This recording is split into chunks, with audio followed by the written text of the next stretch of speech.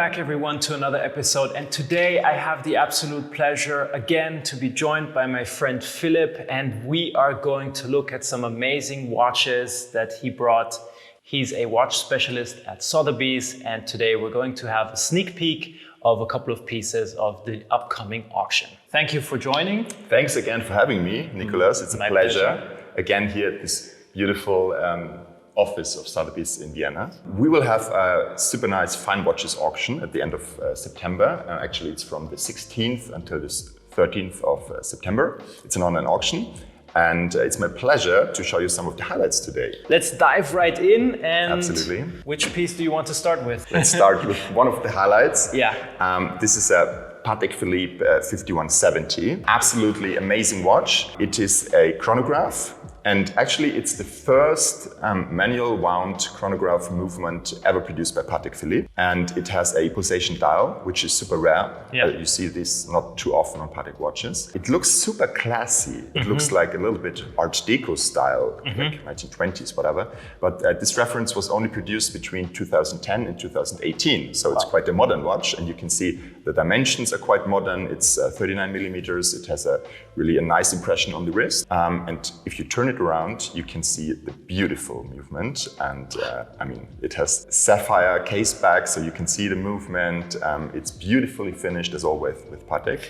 Yeah, absolutely. Fantastic watch. Really beautiful watch.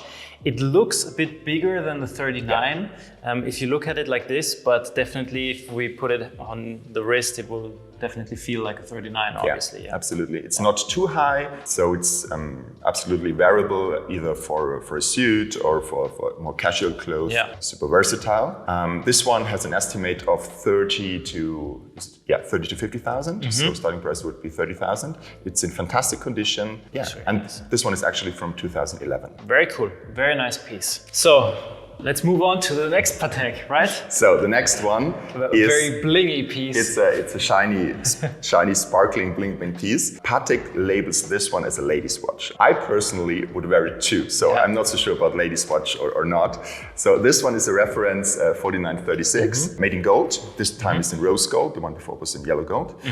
Set with diamonds. It has an automatic movement, as you can see on the back. This one has a mother of pearl dial.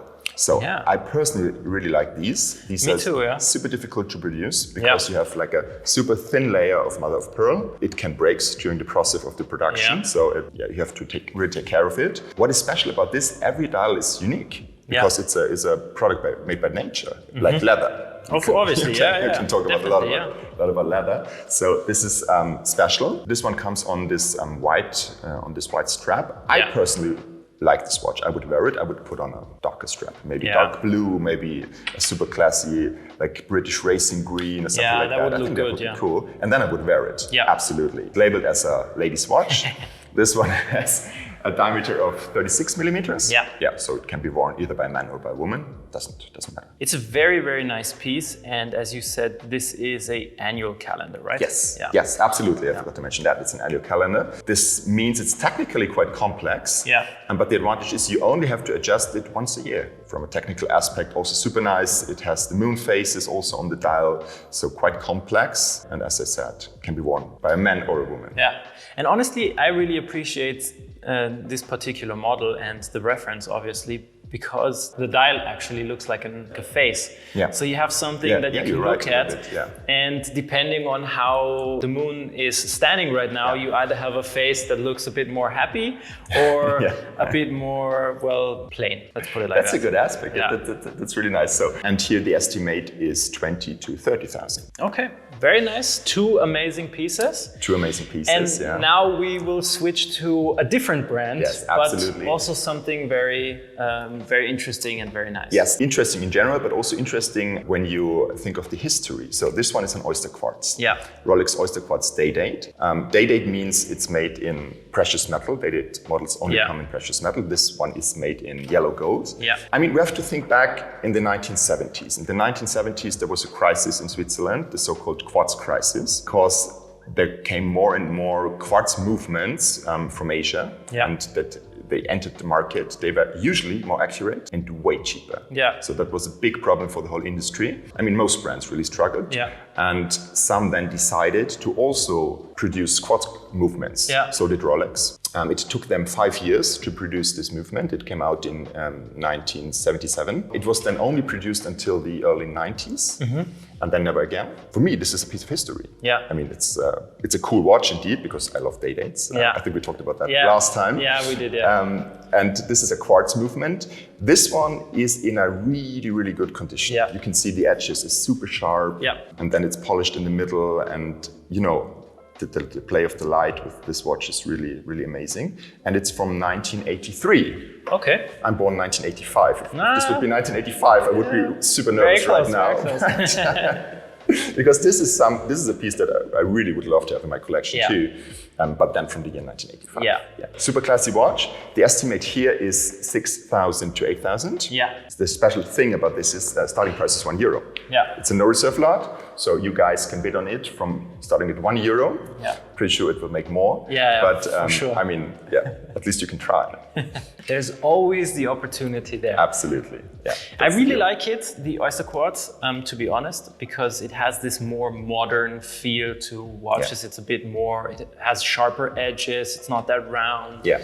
So it's not something that you see every day nowadays. And well, obviously you have Rolex and things like that.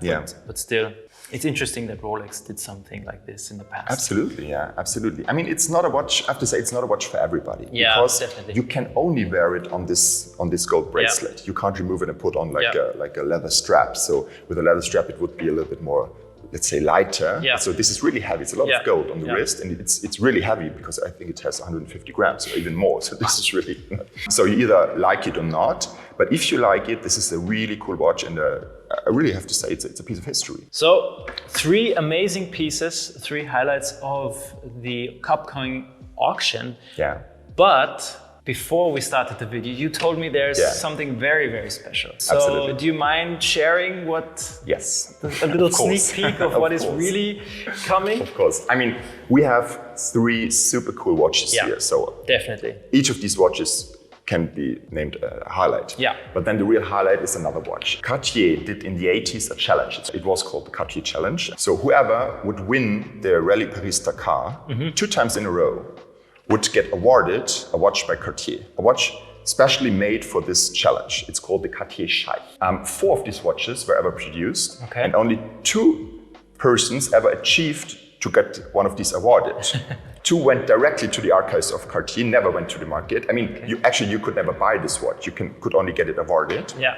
So 2 went to the archives, 2 got awarded, 1 got lost over the time, and 1 still exists. So, and I have a lovely colleague and friend in Paris, Benoit. Shout out to Benoit. I call him, by the way, the Sherlock of watches. You will soon know why.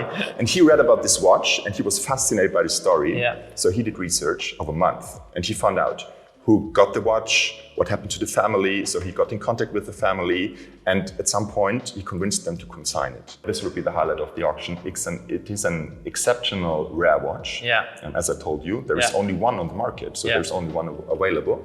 It has a fascinating story, and in my eyes, it's super beautiful. The design is absolutely unique. Cartier never did something like that before or after that. We're super happy and proud that we can offer it in September in Paris.